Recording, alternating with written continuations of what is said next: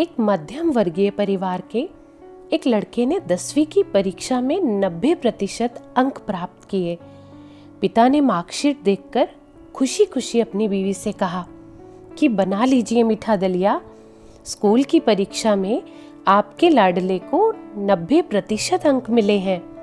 माँ किचन से दौड़ती हुई आई और खुशी खुशी बोली, मुझे भी दिखाइए, मुझे भी मेरे लाल का रिजल्ट देखना है। उसी बीच लड़का फटाक से बोला, बाबा, उन्हें रिजल्ट कहाँ दिखा रहे हो? क्या वो पढ़ लिख सकती हैं? वो तो अनपढ़ है। आंसू भरी आंखों को पल्लू से पोंछती हुई माँ दलिया बनाने चली गई। ये सब पिता ने देखा और कहा, हाँ बेटा, तूने बिल्कुल सही कहा। जब हमारी शादी हुई तो 3 महीने के अंदर ही तुम्हारी माँ गर्भवती हो गई। मैंने सोचा कि शादी के बाद हम कहीं घूमने नहीं गए, एक दूसरे को ठीक से समझे भी नहीं। चलो इस बार अबॉर्शन करवाकर आगे चांस लेते हैं। लेकिन तुम्हारी माँ ने जोर देकर कहा, नहीं, घूमना फिरना और आपस में समझना यह सब कुछ बाद में। फिर तेरा जन्म हुआ। वो अनपढ़ थी ना।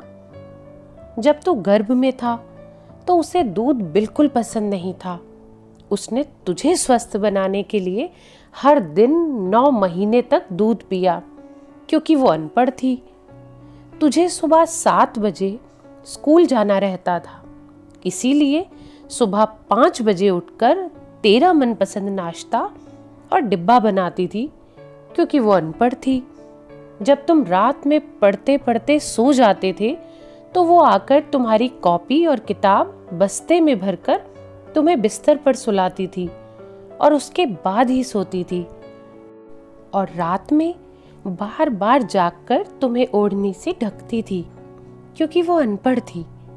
बचपन में तुम ज्यादातर समय बीमार रहते थे, तब वो रात रात भर जागकर भी सुबह जल्दी उठती थी और काम पर लग जाती थी, क्योंकि बेटा वो अनपढ़ थी ना। तुम्हारे लिए ब्रांडेड कपड़े लाने के लिए मेरे पीछे पड़ती थी और खुद सालों तक एक ही साड़ी पर रहती थी, क्योंकि वो तो अनपढ़ थी। ये सब सुनकर लड़का बहुत शर्मिंदा हुआ और रोते रोते वो अपनी माँ से लिपट कर बोला, माँ, मुझे तो कागज पर 90% अंक मिले हैं, लेकिन आप मेरे जीवन को 100% बनाने वाली पहली शिक्षक हो। माँ, मैं आज भी अशिक्षित हूँ और आपके पास PhD के ऊपर की उच्च डिग्री है, क्योंकि आज मैंने अपनी माँ के अंदर छुपे हुए डॉक्टर, शिक्षक, वकील, ड्रेस डिजाइनर, बेस्ट कुक, इन सभी के दर्शन कर लिए। माँ, मुझे क्षमा कर दीजिए।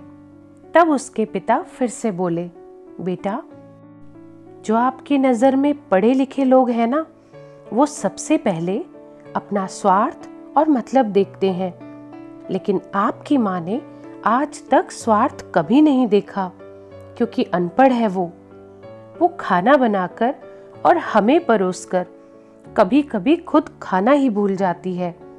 इसीलिए मैं तो गर्व से कहता हूँ कि तुम्हारी माँ अनपढ़ है। तो दोस्तों, इस कहानी में आपकी क्या राय है? कमेंट करके ज़रूर बताइएगा और इसी तरह की और प्रेरणादायक कहानियाँ सुनने के लिए इस चैनल को सब्सक्राइब करें। धन्यवाद।